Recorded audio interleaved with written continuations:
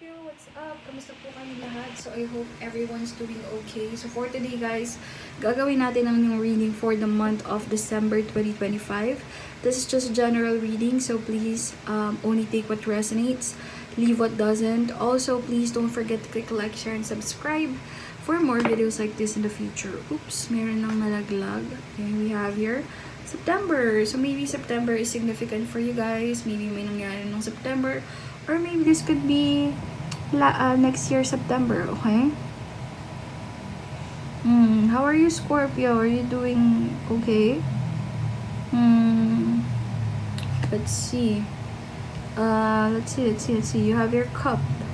You should accept valid criticism. So, sabi dito, you should accept valid criticism daw, Scorpio, okay?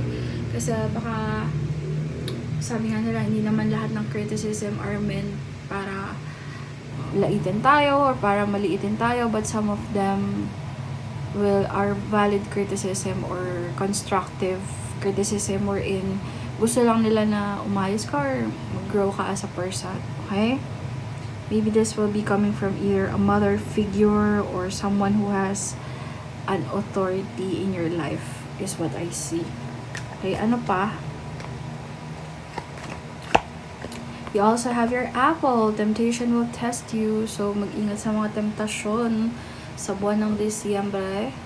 Gustong umiwas dito. Ayan, no? So, temptation will test you. Mag-ingat ka din sa mga taong deceptive. Okay? So, nakikita ko dito, Scorpio. Why am I about to say Pisces? So, some of you could have Pisces in your chart. Or maybe you're dealing with a Pisces. So, Scorpio, kamusta ka? Yeah, we're going. An exciting event. Okay, so again, katulad ng ibang sinasabi ko, December is a festive season. So, marami talaga celebrations around December. So, yeah, some of it could be Christmas, New Year, and all. You also have your V, as in victory in some endeavor.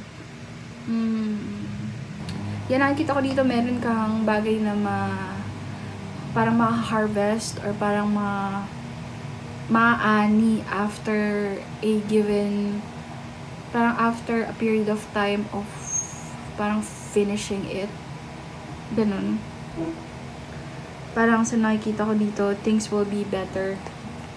Okay, in the future, and talaga namang things will grow. Okay, you also have your kite, a vacation. Yeah, like what I'm talking about, going an exciting event and vacation. So yeah, kasi nga December, panahon talaga yan ng pag-relax, pagbabakasyon, and events for festivities. So, celebrations, ganyan, no? Ano pa? Kaya, let's move on sa tarot. Ano ba yan? Nakalimutan ko na. Okay, so Scorpio for the month of December. Kamusta si Scorpio? For the month of December. Kamusta si Scorpio for the month of December? Kay dami. We have here the 8 of Swords. So, meron kang isang situation, Scorpio, na maaaring you're feeling mentally trapped about something. What is this? High Priestess, which involves secrets and possible lies and deception, or maybe toxic situations. Maybe in the past, Scorpio, na involve kasi situation na parang you're stuck, you're mentally trapped about something, parang feeling mo hindi umaayos ang mga bagay-bagay kasi parang malungkot with the moon here as well. So, yeah, parang hindi mo na-achieve yung mga bagay-bagay na gusto mo. It's like, parang life is keeping things from you, from being successful, maybe, is what you think. Okay? There's also like, parang toxic, like a devil energy in the mix na parang sinasabi dito, lalo sa pera, nakikita ko dito pera, like, mga kakainin mo, saan ka kukuha ng pagkain, mga ganun yung nakikita ko. Okay? Maring na-involve ka rin sa situation before na hindi siya desirable, is what I'm hearing. Hindi siya kasaya-saya. hindi siya katuwa-tuwa na sitwasyon. Okay? Because may pagka-toxic to yung situation mo. Maring hirap ka na. But I'm seeing in December, things will start moving and you will have new beginnings in life. Okay? So, let's move on the spread. Let's set aside the spread. Para nagluluto lang no, set aside. Okay, ano pa? Ang dami. Tatlo na lang muna. Ano pa po ang kay Scorpio? Okay, Ace of Swords. So, magkakaroon ka ng parang renewal or parang truth will come out and stability will come towards you, Scorpio. Okay? Maaari makaisip ka ng mga bagay na makakapagpaunlad or mga like ideas, concepts. Parang biglang may darating na mga downloads sa'yo para maisip mo kung paano ka magtatagumpay sa buhay, paano ka magkakaroon ng stability, paano ka parang magiging successful, ganyan. Bagay na mga sisimulan mo na maaaring magmukhang parang maliit lang sa umpisa. Okay, maaaring simulan mo to by December, maliit lang sa umpisa or around December as well. Pero it has a potential to really grow into something big. Sabi dito, if you will really just parang dedicate yourself and push and really be consistent. Parang gano'n yung narinig ko. Okay? Something to that will require to either learn from it, study it, plan for it. Parang gano'n.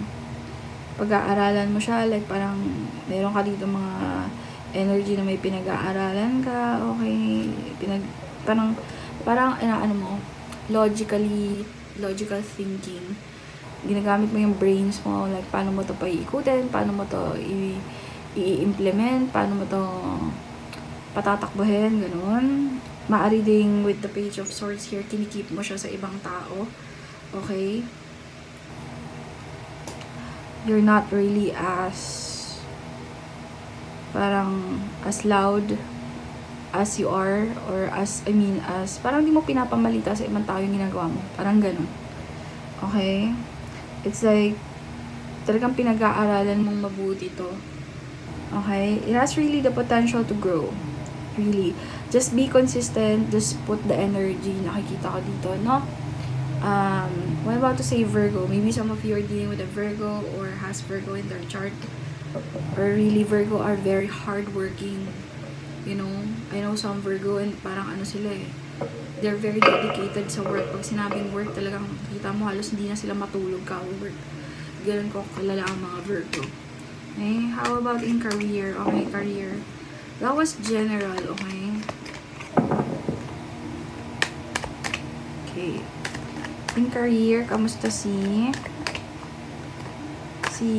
Virgo na naman ba yan? Maybe may strong Virgo influence talaga kayo. Scorpio, kamusta si Virgo? Ano ba yan? Virgo na naman.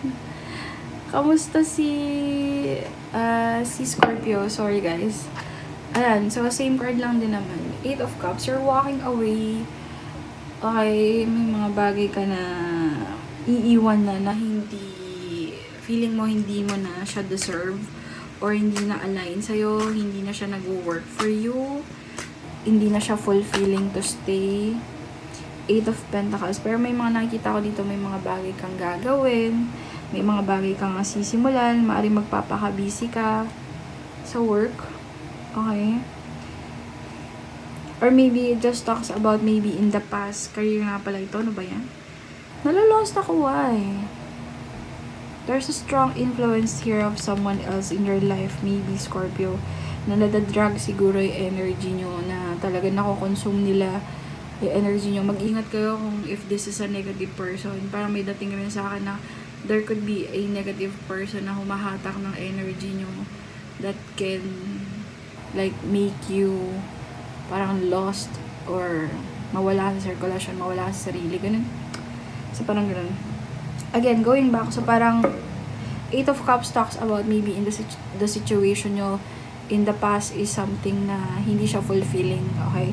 Pero in December, you will work on something that may involves strategic planning, strategies, being strategic, ganyan, on how to do this, how to do that. Okay? Parang may target ka talaga na fruit or may target ka talaga na na outcome. Okay? It's like, pinag-aaralan mo paano mo maka-harvest yung mga fruits na yun. Maaring it requires really studying something paano siya gagana and implementing it. Okay? So, i-apply mo kung ano man yung mga napag-aralan mo. Okay? Okay, so let's move on with love. Kamusta naman sa love, si Scorpio? Okay, Wheel of Fortune. So, things will make a turn in love. Okay? Kung hindi maayos nun, magiging maayos. Kung maayos nun, hopefully hindi, no? Pero I'm seeing changes. I mean, hopefully hindi siya matuloy, no? Yung kung ano man yung negative, kasi kabaliktaran nga yung medyo naisip ko. Some of you, I'm picking up, someone wants to get married with you. Okay, Scorpio? Some of you needs parang help when it comes to health. I'm seeing parang medyo health-wise, maaaring may mga kailangang i-attend. I'm seeing you working on a wish. I'm seeing you getting positive news. Okay? I'm seeing you studying something. Sa love, nakikita ko dito na may bagay na magtatapos kasi hindi ka na masaya or hindi ka na fulfilled, and may bagay din dito na magsisimula bago.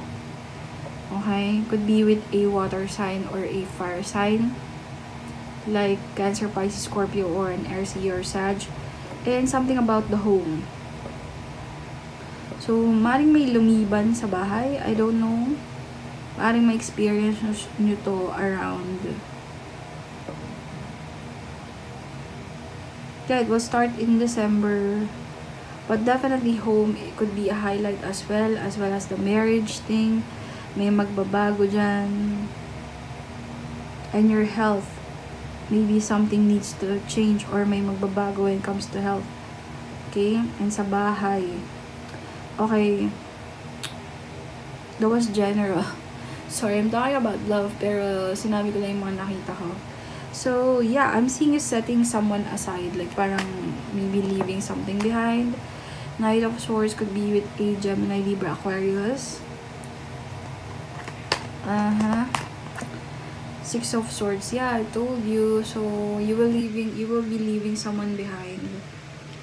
Okay? Kasi maybe parang feeling mo puro na lang lungkot, puro na lang sadness and depression, or hindi na favorable yung mga sitwasyon sa inyo. Okay?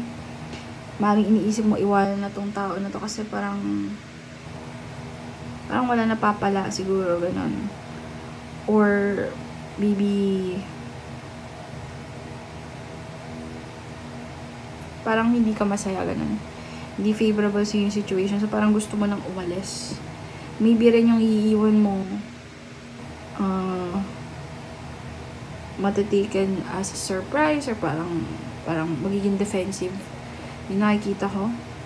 Okay? Parang feeling nila binetray mo sila. Okay? Na iiwan mo sila. Okay? But, yeah. Okay, what else for love? Let's move on. Okay, what else for love? You also have your Queen of Pentacles. Some of you are very hardworking. Some of you could be a single mom. Some of you, maaaring pinagsasabay ang responsibility sa bahay together with work. But I'm seeing you with regards to love, focusing on what, like parang self-care, self-love. What really matters para sa stability mo, okay? Para sa, kahit naiwan pa yung mga tao na feeling mo nakakapagpabigat or nagdadrag lang sa'yo pababa, is what I see. And parang sinasabi dito na you will focus on taking care of yourself. You will focus on parang reaching or parang doing what's best for you. What else? Yeah, Ace of Cups, you could have a new beginning with someone else. Or you will start something new in life. It's this Ace of Cups. 9 of Swords. Okay? Yung person na may yun magiging sobrang lungkot. Magiging sobrang, magkakaroon siya ng anxiety. Magkakaroon siya ng parang, bakit niya ako iniwan? Akala ko ba okay kami? Mga ganon. Akala ko ba bang magkasama kami hanggang huli? Mga ganon yung nakikita ko dito. And parang may mga amo sa kanila, may mga magpapakalma sa kanila, if ever man desisyonan mga iwan tong person na to. But yeah, makikita niyo pa ba? Bakit parang ang dilim ng aking screen? Okay, but anyways, baka ano lang ako. Yeah. Ay! Baka yung ano lang to. Yung temperature ng phone ko kaya bumababa yung brightness. But anyway, so ayun. So, maaring some of you will think of leaving your partner behind, pursuing a different country. That's what I'm seeing. Or, just basically, gagawin mo kung anong makakapagpabuti sa sarili mo, okay? And in totality ng buhay mo. But I'm seeing you possibly, like yung person talaga na iwan mo, magkakaroon ng stress, anxieties, ganyan. And parang darating sa point na parang wasak talaga, gano'n. Wasak, and parang akala nila daw ikaw na and all. Pero bakit? Akala nila ikaw na endgame nila. Okay, 6 of Cups. This talks about reconciliation. Wait lang. What is this 6 of Cups? Knight of Wands. Ooh! There is a certain someone else na gustong bumalik sa buhay mo. Maybe younger than you. Someone from the past mo to. Okay, this is not the same person as this. This is someone else. Someone to na either nakarelasyon mo, nagka-connection kayo in the past. Okay. What else? Empress card could be a Taurus or a Libra or Aries, Gemini, Virgo. This person wants to parang have something with you again. If this is a past person, gusto nito ng bagong simula, nagmamanifesto ng parang masasaya. Pero mag-ingat ka sa salitang masasaya lang. Okay, masasaya. Kasi baka hindi ito for, the long haul. What is this person's intention? Yeah, Queen of Swords. Okay. Gusto nito ng Seven of Wands. Parang guilty to about something. Guilty to about something. Let me see the cards that wants to come out. Which one? This one. Na iniwan ka nila dati, maybe. Or nagkahiwalay kayo before. Maybe kasalanan din nito. Seven of Wands talks about parang being guilty, being defensive. So, guilty itong person na to because iniwan ka niya dati, nagkahiwalay kayo. And maybe, what's their purpose? Hangman. Nako. Emperor card. Parang it tells me wala naman masyado. Walang control. Walang Moon card. Knight of Pentacles. And last card, the World. I don't know if this person is there for the long haul. Itong past person na to. Could be a Pisces as well. Pero mag-ingat ka, may tong person mo na to. Maring toxic to in the past. Nagkaroon ka, maring narcissistic. Okay, Knight of Pentacles, the World.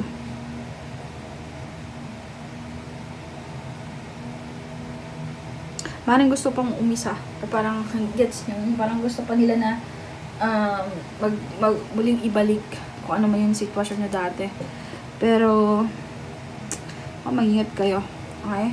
If ever you don't want this person anymore, then you know what to do. Okay, so yun lang naman, Scorpio. Thank you so much for watching. I hope you enjoyed the reading. Please don't forget to give this video a like, share, and subscribe. And hope to see you on our next readings, guys. Bye!